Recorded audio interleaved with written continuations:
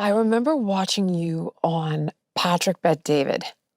I didn't even watch Patrick Bet David. He was so far right, but somehow the friggin' YouTube algorithm Mhm. flicked it up in my feed, maybe because I had been vocal at the time about leaving California.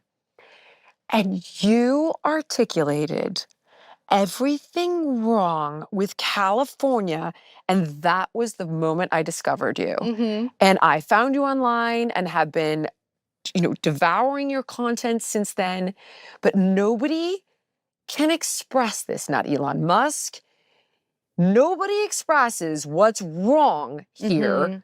from a governing perspective like you do. So I'm just going to say I grew up here. Mhm. Me too.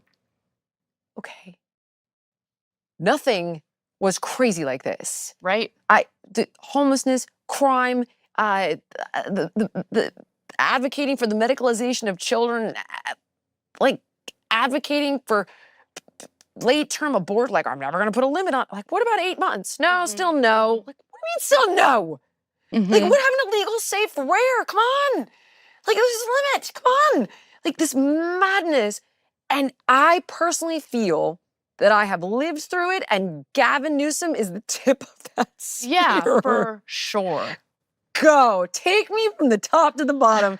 No one does it like you do. And the concern is that it goes from California Mhm. to a federal problem. Yeah, that should be a concern. And in fact, some of the failed policies that we've implemented here, unfortunately, have been exported to other states. Right.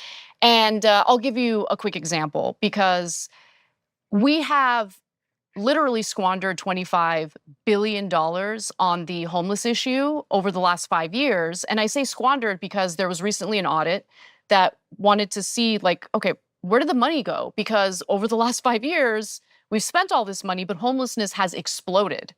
Homelessness has increased by 58% since 2013. Okay, so obviously this money isn't going where it was supposed to go. Right. And so it turns out that the state government started giving out these grants during, well, not during, but after 2020. Okay. And the grants that they would give out to were these nonprofits, newly formed nonprofits in many cases, that were tasked with helping the homeless.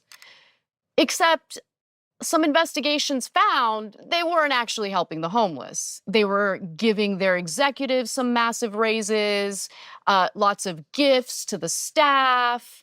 You know, there are videos of some of these nonprofits literally going to Skid Row and handing out crack pipes. Right. And that's their idea of helping the homeless. So the Project Room Key expansion happened. And some of these nonprofits that were tasked with converting old hotels and motels into apartment buildings for the homeless didn't finish their projects, abandoned their projects after getting tens of millions of dollars in these state government grants. And I'm furious about this. They stole from us. And so when you have that experience here, right, in California, and you see how all of these politicians who have all of these friends, who run all of these nonprofits, who stole our money, when you see that, it's really hard to have these conversations about how we need to increase taxes on anyone, increase taxes on the rich, increase taxes on corporations. Generally speaking, I'm in favor of everyone paying their fair share. Right. Me too. But I'm less interested in having a conversation about taxing people more when I've seen what is done with our money. On a federal level, a lot of it goes to the military, right? Not even the military, not to the men and women who risk their lives for this country. It goes to weapons manufacturers, defense contractors, Boeing, Raytheon. You get the point. Mm-hmm. You look at the starting salary of a soldier in our military, and it's like 20-something thousand dollars, considering we're spending close to $1 trillion a year on our defense department. That's it's insane, right? Cops don't make much either, Sim. They don't, right? And if you want quality cops, Pay them. you need to pay Train 'em. them, exactly. But also, defunding the police makes no sense when you need better training. Better training costs money. Right. So all of these things, all of these ideas that I used to subscribe to on the left have been implemented and they have failed. And I'm not interested in having a conversation about keeping this gravy train for a select few going because it's the, in their view, moral thing to do. Like, no, this is not moral. All of the problems that you guys said you were going to fix, you have made worse. They refuse to recalibrate, and it's infuriating. Why? Okay. Why? Mm-hmm.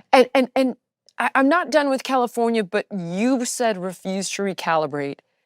For the life of me, I remember Michelle Obama, Let's Move. Mm-hmm. Health is an alt-right issue now, which I want to get to a bit later on, but I remember the Obamas were anti-gay marriage. Then we got them to, okay, gay marriage. Right.